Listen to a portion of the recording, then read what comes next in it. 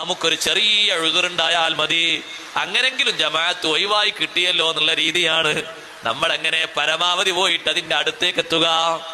ചെറിയൊരു വിട്ടുവീഴ്ചന്റെ ഒരു കാരണം പറയാനുണ്ടെങ്കിൽ ഉടനെ തന്നെ പോകണമെന്ന ചിന്തയാണ്. അങ്ങാടിയിൽ ഒന്ന് രണ്ടാളുകൾ ഇങ്ങനെ നിൽക്കുമ്പോ വാങ്ക് കൊടുത്തപ്പോ ഒരാള് മറ്റേ രണ്ടാൾക്കാരെ വിളിച്ചു, നമ്മൾ ജമാഅത്തിന് പോകല്ലേ. അപ്പൊ അതുവരെ അങ്ങാടിയിൽ നിന്നാള് ജമാഅത്തിന് പോകാൻ ഒരു തടസ്സമില്ല, പക്ഷെ എന്തെങ്കിലും ഒന്ന് പറയണ്ടേ. അപ്പൊ അയാൾ പറഞ്ഞു, എന്റെ ഡ്രസ്സ് അത്ര ശരിയില്ലാന്ന് തോന്നുന്നുണ്ട്. ഇവർക്ക് തോന്നുകയാണ് ജമാഅത്തിന് പോകണ്ടെന്നുള്ളവർക്ക് മറ്റാൾ തോന്നിപ്പിച്ചാണ്, ഇങ്ങനെങ്കിലും നീ പറഞ്ഞ് രക്ഷപ്പെട്ടോ. അപ്പൊ അയാൾ പറഞ്ഞു, എന്റെ ഡ്രസ്സ് അത്ര ശരിയില്ലാന്ന് തോന്നുന്നുണ്ട്, ഇതൊക്കെ ഒന്ന് മാറ്റണം. എന്നാ ഇതുവരെ അങ്ങാടിയിൽ നിന്ന് വർത്തമാനം പറഞ്ഞ് ചായ കുടിച്ച് സാധനങ്ങൾ മേടിച്ച് ഒരു പ്രശ്നമില്ല, ആ ഡ്രസ്സിനൊരു കുഴപ്പമില്ല. ശുദ്ധിക്ക് വല്ല കുഴപ്പമുണ്ടോ? ഇല്ല. എവിടെങ്കിലും നിസ്കാരം ബാത്തിലാകുന്ന തരത്തിലുള്ള ഓട്ടയുണ്ടോ? ഇല്ല. അതിൽ മൂത്രമായിട്ടുണ്ടോ? വേറെന്തെങ്കിലും? ഒന്നും ആയിട്ടില്ല. പക്ഷെ പറയാൻ പിന്നെ അതേ മാർഗമുള്ളൂ. അപ്പൊ ഡ്രസ്സ് ശരിയില്ല, ഞാൻ ഒന്ന് പോയി വരട്ടെ. എന്താ എത്ര പെട്ടെന്നാ പിറകോട്ട് പോകുന്നത്.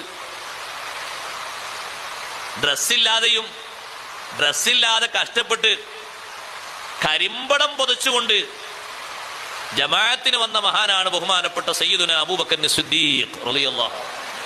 വസ്ത്രത്തിൽ അഴുക്കുണ്ട് എന്ന് പറഞ്ഞ് ചെറുപ്പക്കാരാ, ജമാഅത്തിന് കൂടാതെ വണ്ടിയും എടുത്തുകൊണ്ട് വീട്ടിലേക്ക് പായണ്ട.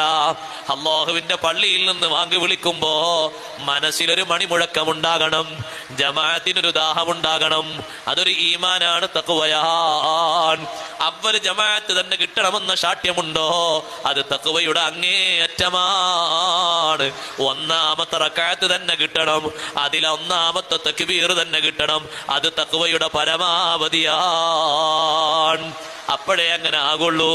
അല്ലാതെ മനസ്സിരുത്തിയിട്ട് ഓരോന്നും ചിന്തിച്ചത് കൊണ്ട് മാത്രം കാര്യമായില്ല, പൂതി വെച്ചത് കൊണ്ട് മാത്രം കാര്യമായില്ല. കഠിനാധ്വാനം നമ്മുടെ ഭാഗത്തു നിന്നുണ്ടാകണം. അപ്പോഴാണ് തഖ്വയുടെ പാരമ്യതയിലേക്ക്, അതിന്റെ പരമാവധിയിലേക്ക് നമ്മൾ എത്തിച്ചേരുക.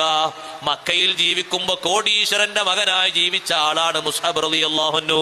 തന്റെ ബാപ്പ ഉമൈർ കോടീശ്വരനാണ്, പക്ഷേ വിശ്വസിച്ചതിന്റെ പേരിൽ ഒരൊറ്റ സമ്പത്തും കൊടുക്കാതെ വിട്ടേച്ചു പോയി. മദീനയിലെത്തിയ മുസ്അബ് റളിയല്ലാഹു അൻഹു സ്വഹാബിമാർ ഇരിക്കുന്ന മദീന പള്ളിയിലേക്ക് വരുന്നത് ആടിന്റെ തോലണിഞ്ഞിട്ടാ.